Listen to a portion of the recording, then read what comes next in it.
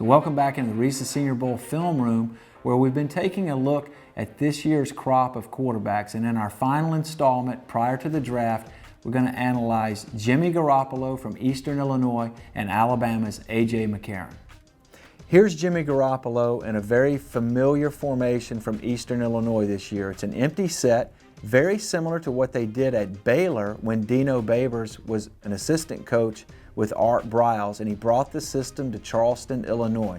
So Garoppolo's in the shotgun, and the three things that really jump out to me in terms of this player is the fact that he's got quick eyes, quick feet, and a quick arm. And this is a perfect example of it, where Northern Illinois brings 6 rushers, a 6-man pressure. He makes the hot read, delivers the ball accurately and very quickly, and then his receiver makes a man miss and takes it for a big chunk of yardage. But the fascinating thing about Garoppolo is the fact that he can catch and release the ball very quickly. He can make his reads in a very sudden manner, and then he's able to throw the ball accurately. And you can see that there from that picture from the end zone. Now here's a bit more of a conventional set.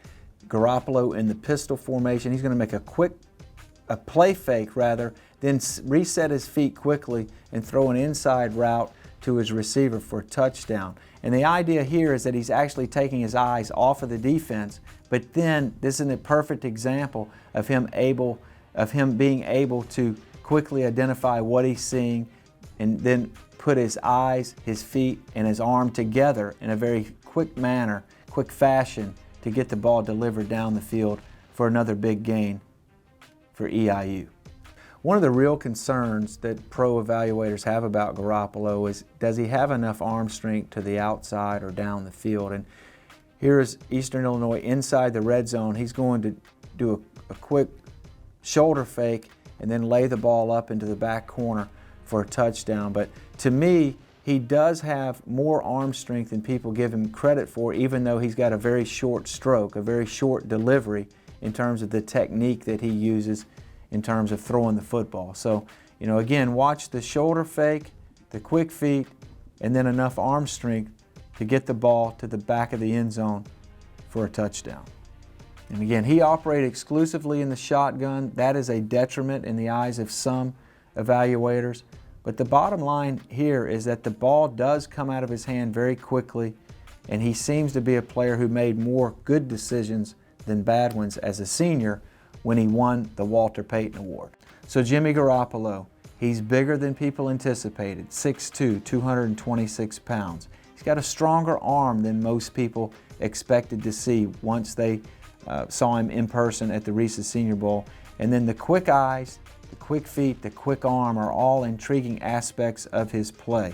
On the downside, level of competition in terms of making the transition to the NFL, and then the system in which he operated will be different than what he's asked to orchestrate at the NFL level.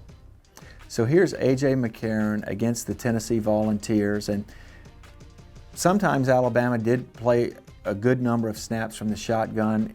It's an offense that has a lot of variety to it, and one of the things that you really like about A.J. McCarron is that he lets the system win for him. And what I mean by that is, on this particular snap, he's going to end up taking the ball, looking down the field, opting out of those deeper routes and taking a shallow cross or check down. And he did that numerous times in his career to keep the chains moving. It's Kevin Norwood that comes in motion, then slips across underneath the defense, and AJ drops the ball off to him. So he showed quite a bit of patience in terms of allowing plays to develop and then taking the best option, which sometimes was T.J. Yeldon, other times, in this situation, Kevin Norwood dragging across in the shallow portion of the field. So here's a picture of A.J. under center in a 2 tight end, 2 wide receiver, 1 back personnel set. And he orchestrated a lot of different formations, a lot of different movements in this system. But one of the real criticisms of A.J. is people say that he doesn't throw the ball down the field. Now, I would not describe his arm as being explosive, but here's a situation where he has Amari Cooper in one-on-one coverage, and he gets him on the outside hip, and A.J. McCarron's able to drop a dime in over the outside shoulder. And I think these are two throws that he really makes exceptionally well. The fade ball and then the post corner ball to the deep outsides. And again, that's more of an in-between type of throw. And here's A.J. doing it off a 5-step drop, 1 pop-up step, and then he puts the ball right on the outside shoulder of Amari Cooper for a touchdown. But again, this is a picture of a play that he'll be asked to perform at the NFL level. Now here's one of the negative pictures on A.J., and that is a circumstance where he has chaos around him in the pocket.